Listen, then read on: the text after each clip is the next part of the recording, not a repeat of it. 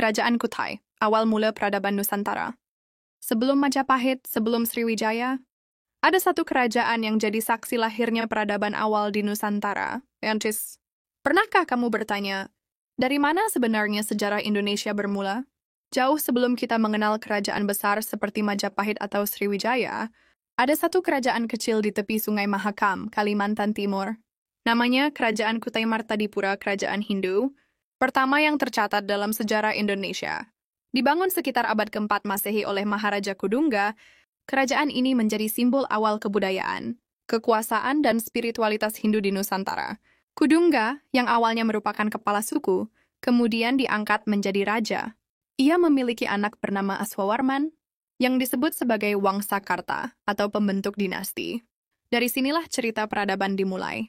Bayangkan, 7 buah batu besar yang berdiri kokoh di tanah Kalimantan, dikenal sebagai Prasasti Yupa, menjadi bukti nyata tentang adanya kerajaan ini.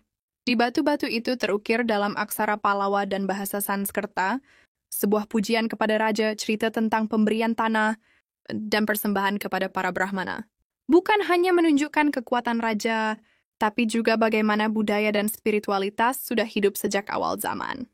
Di masa Raja Mulawarman, kerajaan Kutai mencapai puncak kejayaan. Ia dikenal dermawan, kuat, dan menjalin hubungan erat dengan para pendeta Hindu dari India. Ia bahkan memberikan 20.000 ekor sapi sebagai sedekah kepada Brahmana khas, sebuah bentuk pengabdian dan penghormatan yang tinggi. Namun seperti banyak kisah tua, tak ada yang benar-benar abadi. Seiring waktu, pengaruh Kutai meredup, dunia berubah, dan kerajaan ini perlahan tenggelam dalam kabut sejarah. Kini, nama Kutai mungkin tak setenar Majapahit, tapi dari sinilah jejak sejarah kita bermula. Dari Sungai Mahakam, dari Batu Yupa, dari raja yang disebut dalam aksara kuno. Inilah awal dari cerita besar Nusantara. Sriwijaya, penguasa lautan Nusantara. Bukan hanya kerajaan. Sriwijaya adalah kekuatan.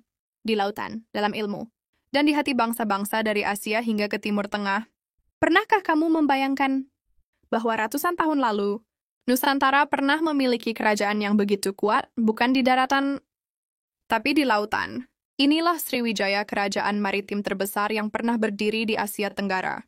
Berpusat di Sumatera bagian selatan, kerajaan ini tidak membangun tembok tinggi, tapi menguasai ombak, mengendalikan selat dan jalur pelayaran. Dari abad ke-7 hingga ke-13 Masehi, namanya menggema sampai Tiongkok, India, bahkan Timur Tengah, Sriwijaya adalah kerajaan Buddha Mahayana, tapi lebih dari sekadar kerajaan keagamaan. Sana adalah pusat perdagangan, pusat pembelajaran, dan pusat kekuatan. Satu prasasti kuno yang ditemukan di Palembang, Prasasti Kedukan. Bukit menjadi bukti awal kekuasaan Sriwijaya. Disebutkan bahwa Dapuntah yang Srijaya Nasa, pendiri kerajaan ini, memimpin sebuah perjalanan besar dengan ribuan tentara dan perahu untuk menyatukan wilayah. Bayangkan ratusan kapal kayu yang melintasi sungai dan laut, membawa prajurit, pedagang, dan biksu. Sriwijaya tak hanya menaklukkan daratan, tapi mengikat simpul dagang dari India hingga Tiongkok. Dan bukan hanya kekuatan ekonomi, Sriwijaya juga menjadi pusat ilmu agama Buddha, tempat para biksu dari Asia belajar dan menyalin naskah suci. Seorang biksu terkenal dari Tiongkok, Itsing, bahkan menetap di Sriwijaya sebelum melanjutkan perjalanannya ke India. Ia menulis bahwa Sriwijaya adalah tempat belajar paling penting sebelum menuju Nalanda, pusat pendidikan Buddha dunia saat itu. Sriwijaya juga dikenal pintar berdiplomasi. Mereka menjalin hubungan dengan Tiongkok, India, bahkan Khalifah Islam di Timur Tengah. Kapal-kapal dagang Sriwijaya membawa lada, rempah, emas, dan kapur barus. Dan kembali dengan sutra, keramik, dan kitab-kitab berharga. Namun tak ada kejayaan yang abadi. Di abad ke-11, kerajaan ini mulai melemah setelah diserang oleh Raja Rajendra Chola dari India Selatan. Dan ketika Majapahit mulai bangkit di Jawa, nama Sriwijaya mulai tenggelam, perlahan-lahan dilupakan oleh waktu. Hari ini jejak Sriwijaya masih tersisa pada prasasti-prasasti batu yang sunyi, pada Sungai Musi yang dulu sibuk oleh kapal dagang, dan pada sejarah kita yang masih mengingat bahwa dahulu Nusantara adalah penguasa lautan. Ketika satu kerajaan memimpin lautan dan daratan, ketika nama Nusantara menjadi nyata, disinilah Majapahit berdiri, mengukir sejarah yang tak pernah pudar. Sejarah akan selalu mencatat bahwa suatu hari, di ujung timur Pulau Jawa, berdiri kerajaan yang tak hanya besar, tapi menjadi simbol kejayaan dan persatuan tanah Nusantara. Majapahit, nama yang agong, nama yang mengguncang Asia Tenggara, nama yang berasal dari rasa pahit buah maja, tetapi justru menjadi manis dalam kenangan sejarah Indonesia. Semua bermula pada tahun 1293 saat Raden Wijaya mendirikan kerajaan ini. Sebelumnya, ia adalah bangsawan dari Singhasari, kerajaan besar yang runtuh karena pengkhianatan Jayakatwang. Dengan cerdik, Raden Wijaya bersekutu dengan pasukan Mongol dari dinasti Yuan yang datang untuk menyerang Jawa. Namun setelah mereka menang melawan Jayakatwang, Raden Wijaya balik menyerang pasukan Mongol dan mengusir mereka dari tanah Jawa, dan dari situlah Majapahit lahir. Dengan pusat pemerintahan di Trowulan, wilayah Mojokerto sekarang, Raden Wijaya dinobatkan sebagai raja pertama dengan gelar Kirtarajasa Jayawardhana. Tapi kejayaan Majapahit belum dimulai. Kerajaan itu justru menghadapi banyak pemberontakan dari dalam. Tapi satu tokoh legendaris muncul, Gajah Mada, sang patih yang kelak menggetarkan Nusantara. Dalam upacara pengangkatannya sebagai Mahapatih, Gajah Mada bersumpah dengan kalimat legendaris, "Saya tidak akan berhenti berpuasa palapa sebelum Nusantara bersatu."